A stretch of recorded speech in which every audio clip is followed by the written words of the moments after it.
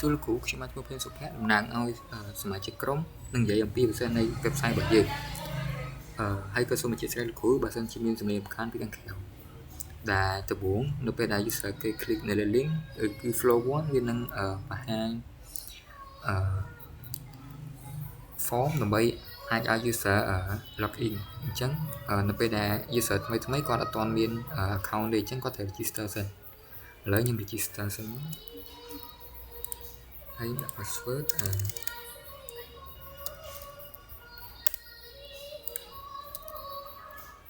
ចឹងលេខទូរស័ព្ទរបស់ខ្ញុំ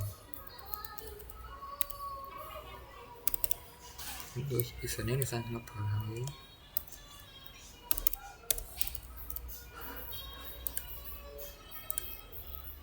ចឹងពិសេសមកហើយខ្ញុំlogin មកដោយសារតែខ្ញុំបាន create account ហើយ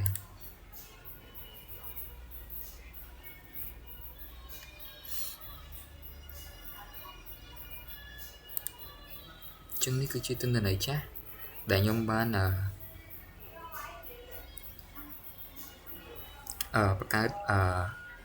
តេស្តមុនខ្ញុំ record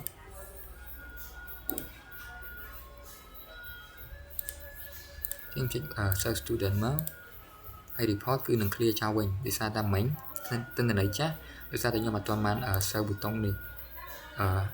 ញ្ចឹងខ្ញុំនឹង add student ម្ដងទៀតនឹងនិយាយអំពីរបៀបដែលយើងអាច add ហើយនឹងកំណត់ information បានអញ្ចឹងខ្ញុំចុច add student មកហើយខ្ញុំចុចកន្លែងនេះខ្ញុំ choose file ដើម្បី add group របស់ student ខ្ញុំ complete ព័ត៌មានរបស់មក student ID ខ្ញុំដាក់2000 code ឈ្មោះខ្ញុំដាក់ឈ្មោះខ្ញុំ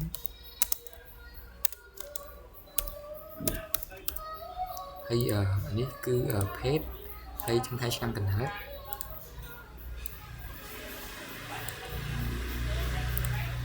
ខ្ញុំដាក់នេះមកហើយខែឆ្នាំកំណើតហើយជំនាញខ្ញុំយក English ហើយបន្ទប់ខ្ញុំយក 1A ហើយ email គឺខ្ញុំទ្រពបំពេញខ្ញុំគ្រាន់តែ click មកហើយបញ្ចូលលេខទូរស័ព្ទរបស់ខ្ញុំហើយ address ខ្ញុំដាក់ភ្នំពេញហើយខ្ញុំចុចប៊ូតុង save នេះវានឹងបញ្ជូនទិន្នន័យរបស់យើងចូលមកក្នុង attendance នេះអញ្ចឹងនៅក្នុង attendance ហ្នឹងគឺយើងនឹងកំណត់ថាតើ sirs ម្នាក់ហ្នឹងថ្ងៃហ្នឹងគាត់ absent red ឬក៏ present អញ្ចឹងឥឡូវឧទាហរណ៍ខ្ញុំយក absent ខ្ញុំ save student អញ្ចឹង report វានឹង save ថា sirs ម្នាក់ហ្នឹង absent អញ្ចឹងបើសិនជាខ្ញុំ edit ឧទាហរណ៍ខ្ញុំយក present វិញខ្ញុំ save ម្ដងទៀតអញ្ចឹង report វានឹងចាប់ថា sirs ម្នាក់ហ្នឹងគឺ present ហើយបើសិនជាយើងចូលទៅមើល dashboard របស់យើងវិញគឺនឹងនៅពេលដែលយើងចូលមកទៅវងមិញគឺ total 0ហើយ present 0តែដោយសារតែយើងបាន add student ម្នាក់ហើយកំណត់ present ហើយនឹង absent របស់គាត់ហើយអញ្ចឹងpresent today ម្នាក់ហើយ total student ម្នាក់អញ្ចឹងនេះវានឹងបង្ហាញក្នុងត្រាងមួយនេះដែរអញ្ចឹងខ្ញុំ add student ម្នាក់ទៀតខ្ញុំគ្រាន់តែចូលកន្លែងនេះមកហើយខ្ញុំ choose file ត្រែឧទាហរណ៍ខ្ញុំយក sirs ម្នាក់នេះខ្ញុំដាក់ student ID របស់គាត់ 3000 ឧទាហរណ៍ full name របស់គាត់ Kim បណ្ណាអីចឹងទៅហើយpage របស់គាត់គឺ female ហើយថ្ងៃឆ្នាំកំណើតរបស់គាត់ខ្ញុំចេះតែដាក់សិនមកហើយចំណេញរបស់គាត់ឧទាហរណ៍ accounting បន្ទប់ 2 app ហើយ email របស់គាត់ខ្ញុំសុំដាក់ហើយ Jenny អញ្ចឹងទៅហើយលេខទូរស័ព្ទរបស់គាត់ហើយឧទាហរណ៍ address របស់គាត់ខ្ញុំដាក់សៀមរាបអញ្ចឹងពេលដែលយើង save មកវានឹង add student ម្នាក់ហ្នឹងចូលមកក្នុង student management របស់យើងម្នាក់ទៀតប៉ុន្តែនៅក្នុង report គឺមានតែម្នាក់ទេដោយសារអីដោយសារតែយើងអត់ទាន់បាន save student នៅក្នុង attendance នេះអញ្ចឹងឧទាហរណ៍បើខ្ញុំកំណត់ student នេះខ្ញុំឲ្យដាក់ absent អញ្ចឹងពេលខ្ញុំ save attendance មកវានឹងបញ្ជូនទិន្នន័យចូលមកក្នុង report របស់យើងដែល sirs ម្នាក់មិញនេះគឺ absent ហើយsirs ម្នាក់នេះគឺ present អញ្ចឹង total របស់យើងទៅមើលនៅក្នុងនេះវិញគឺមាន2នាក់ដែល sirs ម្នាក់ absent ហើយ sirs ម្នាក់ គឺ present ចឹងឧទាហរណ៍បើសិនជាខ្ញុំ edit ដាក់សិស្សម្នាក់នេះមក let ចឹងហើយខ្ញុំ self attendance ចឹង report របស់យើងវានឹងចាប់សិស្សម្នាក់ let ហើយសិស្សម្នាក់ present ចឹងខ្ញុំនឹងទៅ add សិស្សម្នាក់ទៀតឧទាហរណ៍ខ្ញុំ add ដាក់សិស្សម្នាក់នេះ student ID របស់គាត់ឈ្មោះរបស់គាត់ហើយ page ថ្ងៃខែឆ្នាំកន្លងទៅដែរមកហើយជំនាញបន្ទប់ email សម្រាប់តារាចុះលេខទូរស័ព្ទហើយទីតាំងខ្ញុំដាក់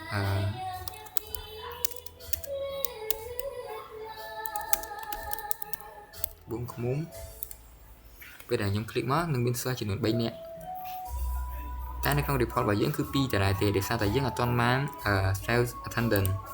អញ្ចឹង attendance របស់យើងឯហ្នឹងឧទាហរណ៍ថាបើសិនជាខ្ញុំកំណត់សិស្សម្នាក់នេះ absent ម្នាក់នេះ present ម្នាក់នេះ let ម្នាក់នេះ absent អញ្ចឹងនៅពេលដែលខ្ញុំ save មកនៅក្នុង report របស់យើងនឹងមានសិស្ស3នាក់ដែលសិស្សម្នាក់ present សិស្សម្នាក់ let ហើយសិស្សម្នាក់ទៀត absent អញ្ចឹងអានេះគឺជាថ្ងៃដែលយើងមក self attendance ដោយសារ attendance របស់យើង self ថ្ងៃ31អញ្ចឹងនៅក្នុងនេះគឺ31តែបើសិនជាយើងចូលទៅរកថ្ងៃផ្សេងថ្ងៃ10ហើយយើង search គឺអត់មានទេដោយសារអីដោយសារតែនៅក្នុងថ្ងៃ10ហ្នឹងគឺអត់តយើងអត់បាន save វត្តមានរបស់សិស្សទេអញ្ចឹងខ្ញុំចូលមកកាន់ថ្ងៃ31របស់យើងវិញហើយខ្ញុំ search នឹងមានសិស្សចំនួន3នាក់ដោយសារតែ attendance របស់យើងគឺ save នៅក្នុងថ្ងៃទី31ខែ7